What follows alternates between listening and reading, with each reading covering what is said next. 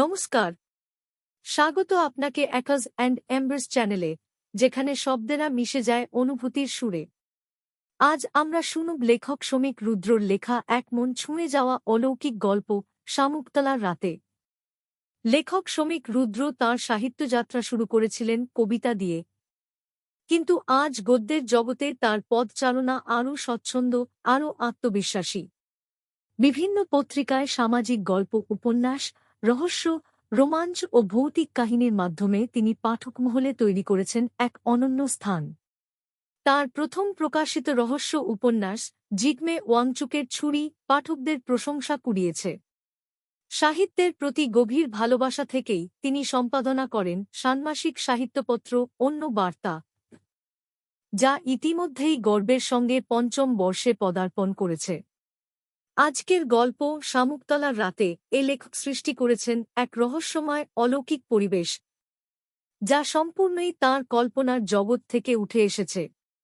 অ্যাকাজ and এম্বার্স চ্যানেলের উদ্দেশ্য কোনোভাবেই কুসংস্কার বা অন্ধবিশ্বাসের প্রচার নয়, বরং সাহিত্যের জাদুতে আপনাকে নিয়ে যাওয়া এক মায়াবী ভ্রমণে।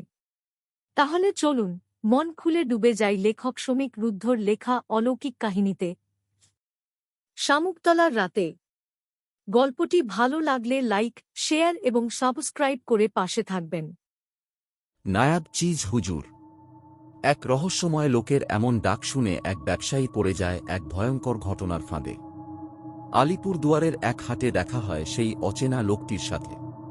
লোকটি তাকে দেখাতে চায় বড়িয়া চিজ, এক অনন্য বস্তু।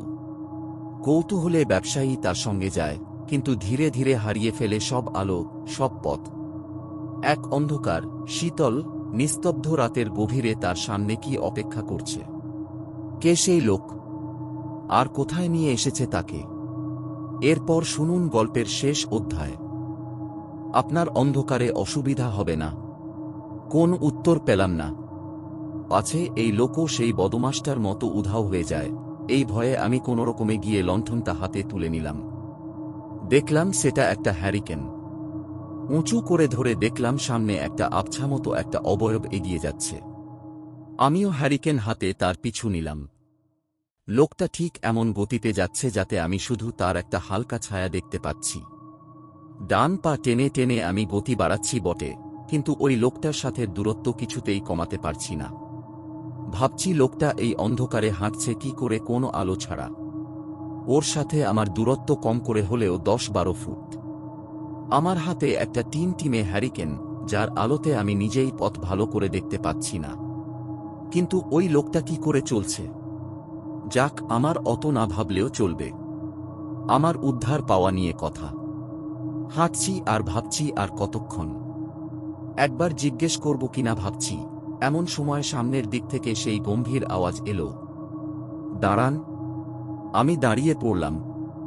সামনের দিকে তাকিয়ে দেখলাম সেই ছায়ামূর্তিও দাঁড়িয়েছে। আমি এদিক ওদিক চেয়ে অন্ধকার ছাড়া কিছুই দেখতে পেলাম না। এ কোথায় এলাম? কিছুই তো বুঝতে পারছি না। এবার আপনি যেতে পারবেন। কোথায়? যেখানে যাবার সেখানে। এ আবার কেমন উত্তর? যাকগে, যা বলে বলুক। কিন্তু কি করে যাব? এখানে তো কোন লোকালয় দেখছি না। আমি দেখিয়ে দিচ্ছি। সেদিকে গেলেই আপনি পৌঁছে যাবেন। আপনি যাবেন না? আরেকটু এগিয়ে দিলে ভালো হতো। এইদিকে যান, পৌঁছে যাবেন। সামনে তাকিয়ে দেখি লোকটা তার একটা হাত আমার ডান দিকে তুলেছে। মানে আমাকে এখন ডান দিকে যেতে হবে। একবার ডান দিকে তাকালাম। ঘন অন্ধকার ছাড়া কিছুই দেখতে পেলাম না। কতদূর যেতে হবে জিজ্ঞেস করব ভেবে লোকটার দিকে তাকাতেই দেখলাম সামনে কেউ নেই। আশ্চর্য, লোকটা এরই মধ্যে চলে গেল। আমি তাও একবার ডাকলাম, আপনি কি চলে গেলেন? কোন উত্তর নেই। লোকগুলো সব কিরকম যেন। যাগ্গে, এবারে অন্তত একটা আলো পাওয়া গেছে। হোক সে টিমে হ্যারিকেন, তবু আলো তো। আমি আর সময় নষ্ট না করে হাঁটা শুরু করলাম। বেশি দূর দেখা যাচ্ছে না। আমিও সাবধানে হেঁটে যাচ্ছি। কতক্ষণ হেঁটেছি খেয়াল নেই। হঠাৎ মনে হল যে আমি যেন ঢাল বেয়ে নেমে যাচ্ছি একটু একটু করে। কিরকম হল ব্যাপারটা? হাঁটা থামিয়ে হ্যারিকেনটা উঁচু করে একটু দেখার চেষ্টা করলাম। চোখের দেখায় সেরম কিছু বোঝা যাচ্ছে না। আবার হাঁটা শুরু করলাম। এবারে স্পষ্ট মনে হচ্ছে যে আমি একটু একটু করে নামছি। সঙ্গে একটা হালকা ঠান্ডা বাতাস যেন গায়ে এসে লাগছে। আবার থামলাম। না দেখে শুনে এগোনোটা ঠিক হবে না, বিশেষ করে যখন আমার কাছে এখন আলো রয়েছে। আবার উঁচু করে দেখার চেষ্টা করলাম। এবারে মাটির দিকে তাকালে বোঝা যাচ্ছে যে মাটি এখানে ঢালু। এটা স্পষ্ট যে আমি সঠিক দিকে যাচ্ছি না। এই দ্বিতীয় লোকটাও আমাকে ভুল দিকে পাঠিয়েছে। হঠাৎ করে খেয়াল হল যে এখন কটা বাজে একবার দেখি। হ্যারিকেন কাছে এনে হাত ঘড়ি দেখলাম। ঘড়ি দেখাচ্ছে রাত 2টো। বাব্বা, সেই তো সন্ধেবেলায় হাটে গেছিলাম, এর মধ্যে রাত 2টো। যাকগে, এখন কোথায় এলাম দেখি। 2-4 পা এগোলাম। আবার হ্যারিকেন উঁচু করলাম। কিছুই বোঝা যাচ্ছে না, শুধু মাটি ঢালু হচ্ছে। আবার কয়েক পা এগোই। এবার যেন মাটি একটু নরম আর ভিজে ভিজে লাগছে। আমি কি কোন জলাশয়ের দিকে যাচ্ছি? হ্যাঁ, নিশ্চয়ই তাই। আর এগোনো ঠিক হবে না। আমি থামলাম। পিছনে আর গিয়ে লাভ হবে না। আমি এখন কোথায় কোন দিকে আছি জানি না। আর এই অন্ধকারে এই জায়গা থেকে সেই হাটের দিকের পথ খুঁজে বার করা অসম্ভব। সামনের দিকে যাওয়ারও ভরসা পাচ্ছি না। সামনে পুকুর না ঝিল না নদী কে জানে। সেখানে অন্ধকারে গিয়ে আবার কি নতুন বিপত্তি হয় তার ঠিক আছে। তার চেয়ে বরং এই জায়গায় অপেক্ষা করা যাক। রাত 2টো তো বেজেই গেছে। ঘণ্টা 3 কাটাতে পারলেই সকাল হয়ে যাবে। তারপরে ফেরার চেষ্টা করা যাবে। তাছাড়া আর হাঁটতেও পারছি না। ডান পায়েও ভীষণ যন্ত্রণা হচ্ছে। হ্যারিকেন উঁচু করে এদিক ওদিক দেখে একটা মাঝারি গোছের ঢিবি নজরে পড়ল। আমি ক্লান্ত শরীরটা টেনে নিয়ে সেই ঢিবির কাছে গেলাম। জায়গাটা মোটামুটি পরিষ্কার দেখলাম। ঢিবিতে হেলান দিয়ে বসলাম। আর হ্যারিকেনটা সাবধানে কমিয়ে দিলাম। জানি না কতটা তেল আছে। নিভে গেলেই কেলেঙ্কারি। ভোরের আলো ফোটা পর্যন্ত চালাতে হবে। আর আমি অন্ধকারে থাকতে চাই না। হেলান দিয়ে বসে থাকতে থাকতে কেমন একটা ঘোর লেগে গেল। চোখের পাতাও যেন একটু লেগে এলো। পরিশ্রমটা তো কম হয়নি। ঘুমের আর দোষ কি? কতক্ষণ এভাবে ছিলাম জানি না। হঠাৎ চটকা ভেঙে চোখ খুললাম। চারিদিকে অন্ধকার। হ্যারিকেনটা কোথায় গেল? নিভে গেছে কি? সর্বনাশ! আবার অন্ধকারে। হাতুড়ে হ্যারিকেনটা পেলাম। ঝাঁকা দিয়ে দেখলাম, হ্যাঁ, খালি। তেল শেষ। ঘড়িটাও দেখার উপায় নেই। অসহায় লাগল। এবারে এই অন্ধকারেই চুপচাপ বসে থাকতে হবে। উপায় নেই। হঠাৎ একটা গুড় গুড় করে আওয়াজ কানে এলো। তখন আমার মাথা ভালো করে কাজ করছে না। ভাবলাম এটা কিসের আওয়াজ। পরক্ষণেই একটা আলোর ঝলকে বুঝলাম যে এটা বিদ্যুতের ঝলকানি। এটাই বাকি ছিল। এর মধ্যে আবার বৃষ্টি নামলেই ব্যাস।